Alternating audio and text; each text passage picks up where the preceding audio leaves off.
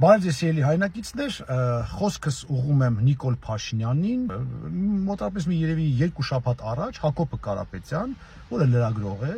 ժամանակին եղել է Երևանի քաղաքապետի մամլո խոսնակը, իմ ժամանակ մենք միասին ենք աշխատել, իմանալով ուրեմն տրանսպորտում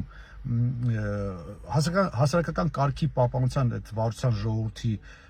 սխալ գործունեության մասին, այն է քաղաքացին վճարել է պատկերացնեք ինչի մասն է խոսքը։ Քաղաքացի նորմալ վճարել է տոմսի համար, մտել են, ասել են, ստուգել են, ասել են դուք չեք վճարել, քաղաքացին ասել է, բայց ախր վճարել եմ, ասել են, չէ, դուք չեք վճարել, տուգ անել են, հետո քաղաքացին գնացել է բանկից հանել է թղթերը, բերել է, ապացուցել է, որ վճարել է։ Այսինքն սա էլ մի պատմություն է, որ առանձին կանդրադառնանք, իսկ մարդը վճարում է, բայց իրեն մտնում են, ստուգում են, ասում են, չես վճարել։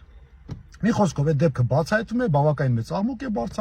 բարձրանում եւ Հակոբը անդրադառնալով դրան քննադատում է, հա, տվյալ պաշտոնյաներին, ովքեր այդպիսի վարք են, այդպիսի վարքով տուգանել են եւ սխալ ձևով տուգանել են քաղաքացուն, նորմալ ձևով քննադատում է եւ գոնե այդ քննադատությունը ընդունեն գիտություն, ասեն վայ կներեք, մյուս անգամ չի կրկնվի, ուրեմն հասարակական կարգի Երևան քաղաքի պահպանության վարչության պետը, շուտ ժամանակավոր պաշտոնակատարը պատասխանում է շատ կոպիտ ձևով իրեն, գոնե ասի կներեք եւ այլն, պատասխան է տալիս եւ պատասխանից հետո հերիք չի, անձնական նամակներով հայհոյանքներ է գրում Հակոբին Կարապետյան, պատկերացնում եք, եւ սպառնալիքներ, շատ կոնկրետ սպառնալիքներ, որ այնպես ենք գլուխդ ջարդել ու այնպես ենք քեզ ծեծել, որ ինքդ քեզ չճանաչես։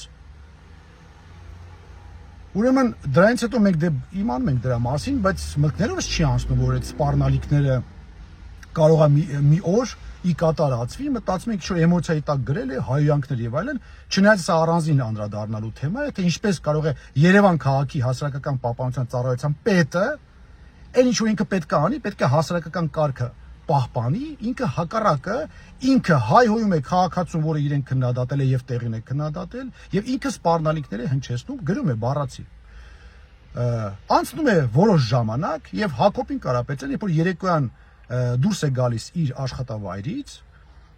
հենց գործի տեսնում են, որ միայնակ է, մենակ է լինում, այդ օրը մի քանի օր դուրս է գալիս, մի քանի օքում են լինում, այդ օրը դուրս է գալիս, ինքը որ միայնակ է լինում, գալիս է դիմակավորված մի անձ, հարցակվում է եւ սկսում է ծեծի ենթարկել։ Շատ ուժեղ հարվածներ է հասցնում, խփում է, գցում է գետնին, գլուխը կպնում է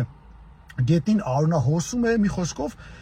մի խայտարակ պատմություն, բախտի բերմամբ ինչ որ լետալ, այսինքն շատ լուրջ բաներ չի եղել, որտեղ այդ գլուխը կպնելուց կարող էր նաեւ աստված ոչ այն ինչ որ մահացու դեպքեր լինել։ Հետո Հակոբը միցել ձայն է տալիս, գոռում է եւ այլն, մարդիկ են այն կողմից գալիս, սա փախնում է։ Բնականաբար արդեն Կարապետյան Հակոբը դիմել է ոստիկանությունը իր աշխատանքը կատարում է, բայց ժողովուրդ ջան, այս ինչին ենք հասել։ Այն որ ՔՊ-ի падգամավորները ամբողջ օրը իրենց ճղում են ազգային ժողովում այսօրվա անդիմությանը ասելով, այ դուք որ ձեր ժամանակ գիշերներով պատեզներում բռնում ծեծում էին, հիմա հոտենց չի։ Տենում եք որ տենց հա։ Տենում եք որ դուք հկից ոչ մի բանով չեք տարբերում։ Տենում եք որ դուք նույն բարգերն եք անում։ Ինչի մասն է խոսքը ժողովուրդ։ Սա ինչ վիճակ է։ Պարոն Փաշինյան, ես պահանջում եմ, որպեսզի այս դեպքը հստակ մինչև վերջ բացահայտվի, մեղավորները համ պատժվեն օրենքի խստությամբ, համ ազատվեն աշխատանքից, ով կապ ունի եւ կապ չունի այս ամեն ինչի հետ։ Եվ սա գիտեք ինչ կա, արդեն բոլոր չափեր անցնում է։ Սա արդեն բոլոր չափեր անցնում է։ Այն ամեն ինչը, ինչի համար եղավ 18 թվին այդ հեղափոխությունը կամ իշխանափոխությունը, չգիտեմ, այդ արդեն պատմություն է ցույց կտա։